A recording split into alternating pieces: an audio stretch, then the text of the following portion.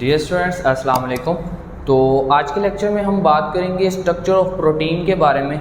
इससे previous lecture के अंदर हमने बात की थी कि प्रोटीन्स होते क्या हैं और वो किस तरह से बनते हैं और अमाइनो एसिड्स क्या होते हैं और अमाइनो एसिड का जो जनरल फार्मूला था हमने उसको भी देखा। और इसके साथ साथ हमने ये भी देखा कि दो अमाइनो एसिड्स को आपस में कौन सा बॉन्ड ज्वाइन करता है, मीन्स के पेप्टाइड बॉन्ड है। और जब वो उसकी एक लंबी चेन बनती है अमाइनो एसिड्स की, तो जिसको हम पॉलीपेप्टाइड चेन कहते हैं, तो उसको भी जो है हमने प्रीवियस लेक्चर में देखा था। तो अगर आपने वो वीडियो अभी तक नहीं देखी तो इस लेक्चर को जो वॉच करने से पहले आप उस वीडियो को अच्छे से देखें ताकि आपको बेटर अंडरस्टैंडिंग हो सके। तो आते हैं हम अपने आज के टॉपिक की तरफ, जो कि है स्ट्रक्चर ऑफ प्रोटीन। तो प्रोटीन के बेसिकली 4 स्ट्रक्चर्स होते हैं, एक primary structure, secondary structure, tertiary structure और क्वाटरनरी स्ट्रक्चर। तो हम इनको जो है बारी बारी देखते हैं। तो सबसे पहले हम बात करते हैं प्राइमरी स्ट्रक्चर के बारे में। अब प्राइमरी स्ट्रक्चर जो है बेसिकली बहुत एक सिंपल स्ट्रक्चर है। इसमें बेसिकली क्या होता है, linear sequence of amino acids, different amino acids होते हैं। अब आप देखें, हमने बात की थी प्रीवियस लेक्चर में भी कि हमारी बॉडी के अंदर अराउंड 10,000 जो है वो प्रोटीन प्रेजेंट हैं, जो कि 20 अमाइनो एसिड से मिलकर बने हुए हैं। तो अब क्या होता है कि जो sequence of amino acids means के amino acid, different amino acids एक चेन की फॉर्म में आ जाते हैं, तो इसको जो है हम पॉलीपेप्टाइड चेन कहते हैं। तो इस सीक्वेंस को जो है जो डिफरेंट अमाइनो एसिड्स हैं इनको ज्वाइन करने के लिए एक बॉन्ड जो है वो बनता है, जिसको हम पेप्टाइड बॉन्ड कहते हैं। तो जो ये सिंगल पॉलीपेप्टाइड चेन होती है, इसको हम कहते हैं कि ये हमारा प्राइमरी स्ट्रक्चर ऑफ प्रोटीन है। मीन्स कि एक सिंगल लाइन बनेगी, जैसे कि इसमें देख लें ग्लाइसिन है, ल्यूसीन है, एलानिन है, वैलिन है, ग्लूटामिक एसिड है या ग्लूटामीन है। मीन्स के अमाइनो एसिड का एक सीक्वेंस की फॉर्म में होता है, मीन्स के एक सिंगल लाइन की फॉर्म में अमाइनो एसिड्स जो है ना वो एक दूसरे से ज्वाइन करते हैं। तो इसको जो है हम कहते हैं सिंपली कि प्राइमरी स्ट्रक्चर ऑफ प्रोटीन है। यहाँ पर 3 वर्ड है बेसिकली। जब हम अमाइनो एसिड का नोमेनक्लेचर पढ़ते हैं तो उसमें जो अमाइनो एसिड्स होते हैं उनको फर्स्ट 3 डिजिट्स के फॉर्म में भी लिखा जा सकता है, अगर उसको शॉर्ट फॉर्म में लिखें तो ये हमारा जो है linear sequence of amino acid है। तो जब हम अगले स्ट्रक्चर की तरफ मूव करते हैं, तो जैसे जैसे हम नेक्स्ट स्ट्रक्चर्स की तरफ मूव करेंगे तो थोड़ा जो प्रोटीन का स्ट्रक्चर है वो थोड़ा कॉम्प्लेक्स होता जाएगा। जैसे कि हम प्राइमरी स्ट्रक्चर में हमने बात की कि जो हमारा प्राइमरी स्ट्रक्चर है वो बेसिकली उसके अंदर सिर्फ एक बॉन्ड जो है वो इन्वॉल्व है, जो कि है पेप्टाइड बॉन्ड। और जब हम बात करते हैं हमारे सेकेंडरी स्ट्रक्चर की, तो इसमें बेसिकली 2 बॉन्ड इन्वॉल्व होते हैं। एक हमारा हाइड्रोजन बॉन्ड है और एक वही जो हमने प्राइमरी स्ट्रक्चर में था पेप्टाइड बॉन्ड, वो इधर भी जो है वो प्रेजेंट होगा। तो यहाँ पर देखें कि जो प्राइमरी स्ट्रक्चर है, अगर इसको हम इस तरह से ये कॉइल फॉर्म के अंदर जो है ना ये सेकेंडरी स्ट्रक्चर होता है, ये सेम यही वाली सीक्वेंस है लेकिन कॉइल फॉर्म के अंदर आ गया है। जो प्राइमरी स्ट्रक्चर था हमारा वो कॉइल फॉर्म के अंदर आ गया है, मीन्स एक कॉइल की तरह। तो ये हमारे जो है अमाइनो एसिड हैं, सेम इन अमाइनो एसिड को ज्वाइन करने के लिए ये जो ब्लू लाइन है मीन्स मिडल वाली, ये पेप्टाइड बॉन्ड्स हैं, जो कि जिसने एक अमाइनो एसिड को दूसरे अमाइनो एसिड के साथ ज्वाइन किया हुआ है। और ये जो ब्लैक कलर के हमने जो है ये भी बेसिकली अमाइनो एसिड्स हैं। और ये जो डॉटेड लाइन है यहाँ पर ये हाइड्रोजन बॉन्ड को डिपिक्ट कर रही है, मीन्स यहाँ पर हाइड्रोजन बॉन्ड जो है वो प्रेजेंट है। अब हाइड्रोजन बॉन्ड्स जो होते हैं वो वीक बॉन्ड होते हैं। तो ये जो इस कॉइल को आपस में कॉम्पैक्ट करने के लिए, मीन्स के इसको इस फॉर्म में कॉइल फॉर्म में स्टेबल रखने के लिए जो बॉन्ड इनके दरमियान प्रेजेंट है वो है हाइड्रोजन बॉन्ड। तो उसके बाद जो है हम नेक्स्ट स्ट्रक्चर की तरफ आते हैं, जो कि है हमारा टर्शियरी स्ट्रक्चर, जो थोड़ा कॉम्प्लिकेटेड है।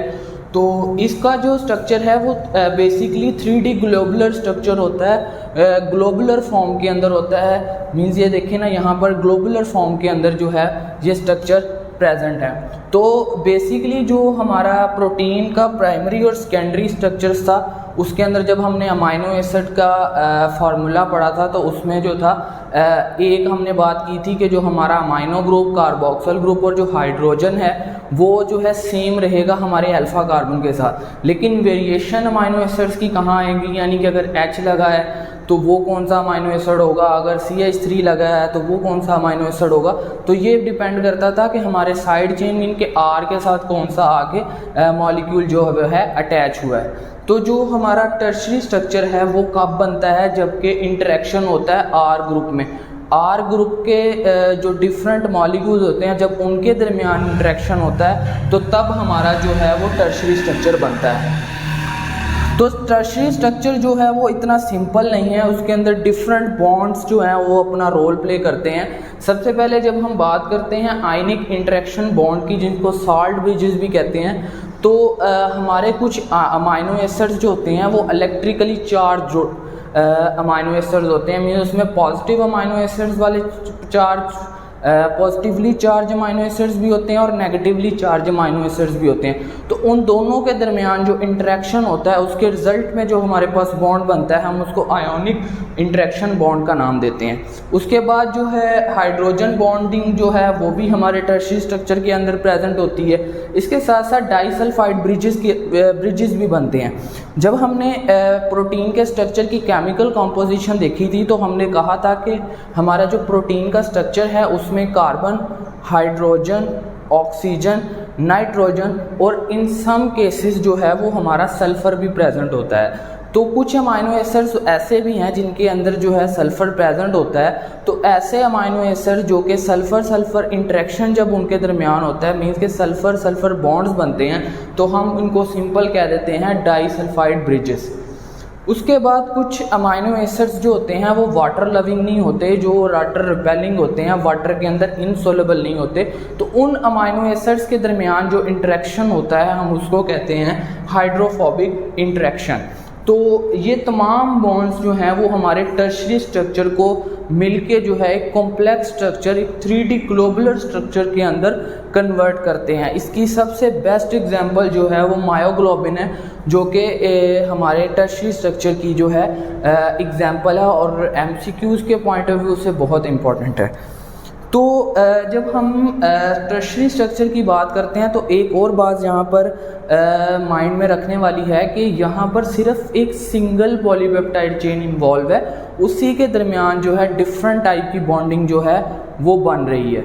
उसके बाद जब हम नेक्स्ट आते हैं क्वाटरनरी स्ट्रक्चर के अंदर, तो इसमें क्या होता है, दो या दो से ज़्यादा पॉलीपेप्टाइड चेन्स जो होती हैं उनकी एग्रीगेशन होती है। मीन्स के गंभीर किस्म की एक फॉर्म बनती है, कॉम्प्लेक्स किस्म की एक फॉर्म बनती है एक सिंगल फंक्शनल यूनिट के अंदर। मीन्स कि एक ऐसा गुच्छा नुमा जो है वो एक चीज़ बना लेती है जो एग्रीगेशन होती है। मीन्स दो पॉलीपेप्टाइड चेन या दो से ज़्यादा पॉलीपेप्टाइड चेन जब आपस में जो है वो कंबाइन करती हैं तो वो क्या बनता है, हमारे पास क्वाटरनरी स्ट्रक्चर जो है वो आ जाता है। तो जो क्वाटरनरी स्ट्रक्चर है ये तमाम प्रोटीन्स के ऊपर एप्लीकेबल नहीं है, क्योंकि कुछ प्रोटीन्स ऐसी हैं जो कि सिंगल पॉलीपेप्टाइड चेन पे बेस करती हैं और वो अपना फंक्शन परफॉर्म करती हैं, लेकिन कुछ प्रोटीन्स जो हैं वो डिफरेंट जो है पॉलीपेप्टाइड चेन के साथ मिलकर बनी होती हैं, उनमें डिफरेंट स्ट्रक्चरल अरेंजमेंट जो है होता है। तो इसकी जो बेस्ट एग्जांपल है वो हीमोग्लोबिन है। पेपर के पॉइंट ऑफ व्यू से बहुत इंपॉर्टेंट क्वेश्चन है